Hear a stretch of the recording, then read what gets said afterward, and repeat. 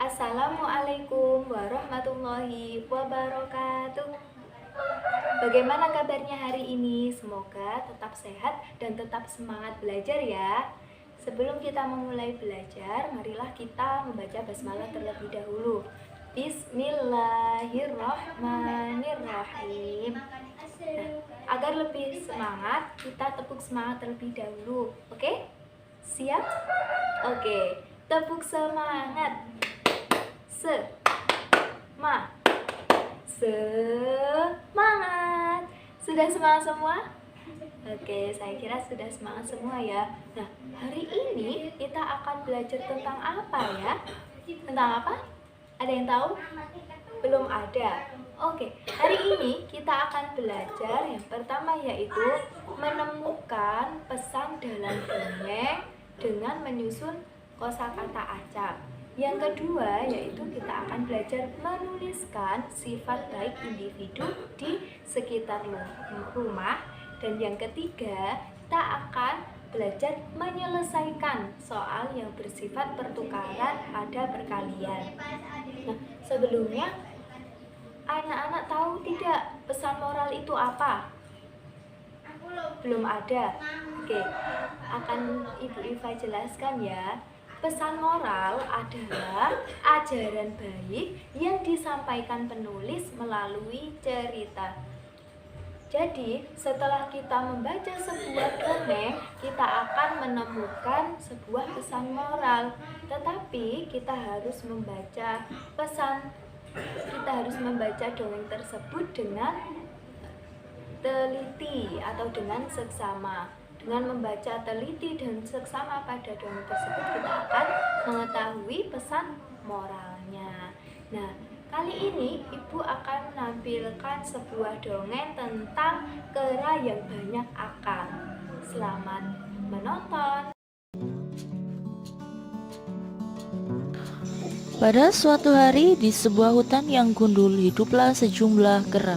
Akan tetapi dalam seminggu terakhir musim hujan telah datang. Kawanan kera yang tinggal di lereng gunung tentu saja merasa bimbang. Mereka kebingungan akan mencari tempat berteduh yang aman di mana. Mereka tahu persis bahwa lereng gunung yang mereka tempati sudah gundul dan bisa-bisa longsor karena terus terguyur hujan. Di dalam hutan lereng gunung tempat kera berada, hidup juga seekor ular piton yang cukup besar. Ia adalah seekor pemangsa yang sangat hebat.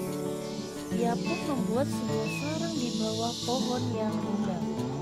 Ia hidup sepi menyendiri dan menanti sesuatu yang kemudian dimangsa. Ketika musim lapar, ular piton yang memiliki warna hijau tersebut akhirnya keluar dari sarang. Hari ini mendung, bahkan mulai gerimis. Tentu saja sebentar lagi akan hujan lebat.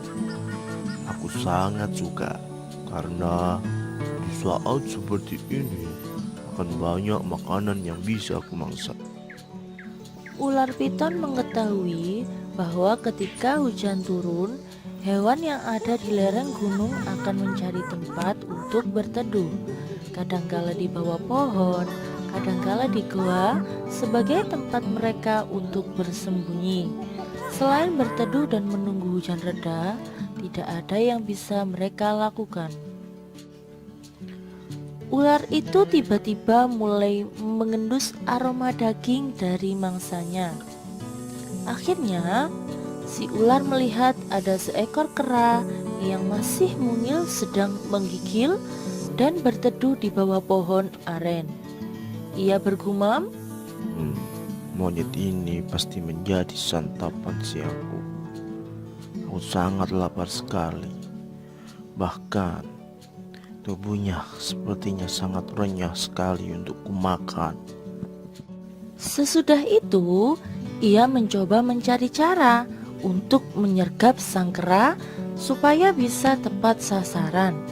Ketika sudah dekat dengan sang kera, si ular mendapati bahwa kera tersebut sedang merintih, seolah sedang kesakitan. Ular piton pun berubah pikiran. Dalam hati ia bertanya, Ah, sakit apa sih dia? Dia membuatku penasaran. ular pun kembali mendekati kera yang sedang merintih dan menggigil sendirian. Hai kera, kenapa kamu menggigil? Apa kamu sedang sakit demam?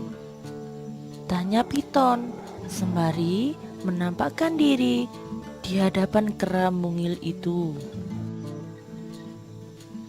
Ular, kau benar-benar membuatku merasa kaget. Hujan-hujan begini, kau mau kemana? Aku cuma mau lewat saja. Aku sangat suka dengan hujan karena aku bisa bermain air. Hei, kau tadi belum menjawab pertanyaanku.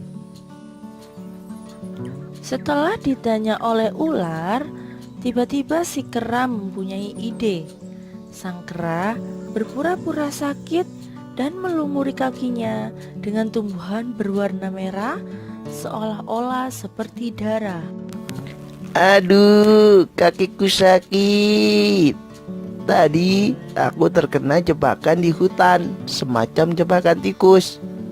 Untungnya aku berhasil melepaskan diri. Lukamu lumayan parah. Darah di kakimu masih banyak. Jika tidak dibersihkan, bisa membusuk.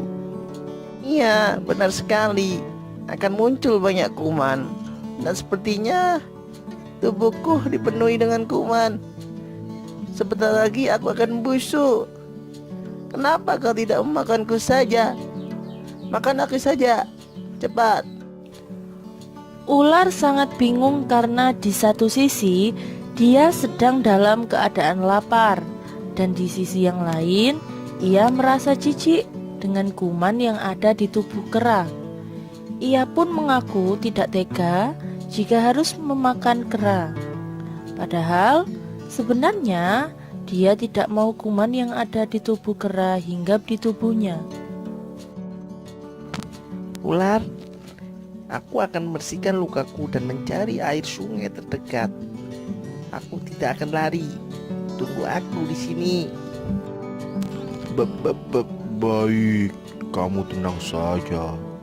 Sekalipun engkau sudah kembali sehat, aku tetap saja tidak akan memburumu karena tubuhmu penuh dengan kuman. Aku jijik sekali melihatnya. Pergilah sana.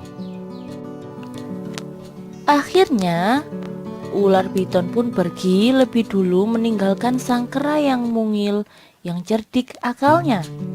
Di dalam hati, sang kera tertawa berbahak-bahak karena ia bisa menyelamatkan diri dari ancaman sang ular dengan sangat mudah. Ternyata kamu mudah dibohongi, ular. Ia tidak menyangka, sekalipun tampang sang ular menyeramkan, namun masih bisa berbuat baik juga. Pantas saja jenis ular ini sering diburu manusia dan dijadikan hewan peliharaan. Bagaimana? Sudah menonton dongeng kera yang banyak akal? Seru ya? Pasti seru. Nah, selanjutnya Ibu memberi kosakata yang ancam ya. Ada kata waspada, kita, sebaiknya, dimanapun, berada, selalu. Coba diperhatikan baik-baik. Silahkan disusun kosakata acak tersebut. Sudah bisa? Sudah. Oke, yang pertama, kata apa? Iya, kata sebaiknya. Lalu kata kita. Ada juga kata selalu, waspada, dimanapun berada. Jadi, pesan moral dalam dongeng kera yang banyak akal tadi apa? Iya, Sebaiknya kita selalu waspada dimanapun berada. Nah, selanjutnya Ibu memberikan tugas ya. Silahkan dibaca percakapan tentang kerjasama dalam keluarga. Silahkan video ini di-post anak-anak agar bisa membaca percakapan yang Ibu instruksikan.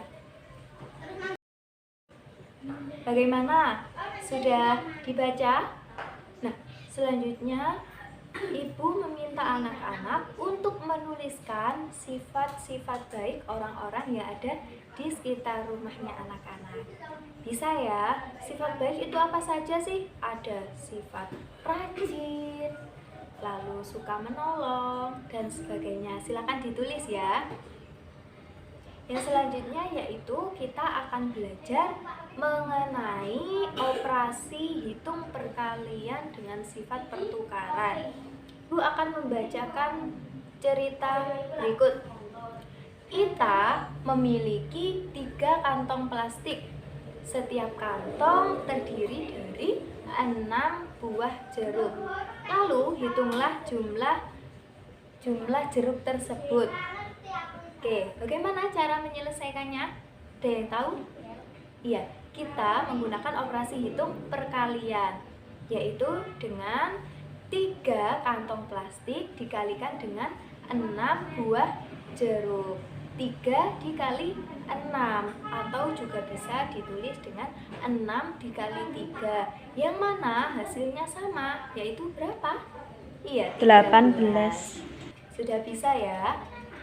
Selanjutnya silahkan mengerjakan soal berikut.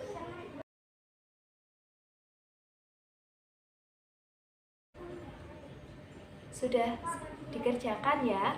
Kalau sudah, silahkan anak-anak mengerjakan latihan pembelajaran 6 yang sudah ada di tema 2, pada subtema 2, dan pada pembelajaran 6. Oke, kesimpulan pembelajaran pada hari ini yaitu pesan moral adalah ajaran baik yang disampaikan penulis dalam sebuah cerita. Lalu sifat-sifat baik yang ada di sekitar rumah itu apa saja? Ada sikap suka menolong, suka membantu, dan lain sebagainya. Lalu mengenai operasi hitung perkalian dengan sifat pertukaran, seperti yang sudah dicontohkan tadi, apabila 3 dikali 6 juga bisa ditulis 6 dikali 3. Nah, semoga pembelajaran pada hari ini bermanfaat ya. Kita tutup dengan membaca hamdalah alhamdulillahirabbil alamin. Sekian dan terima kasih. Wassalamualaikum warahmatullahi wabarakatuh.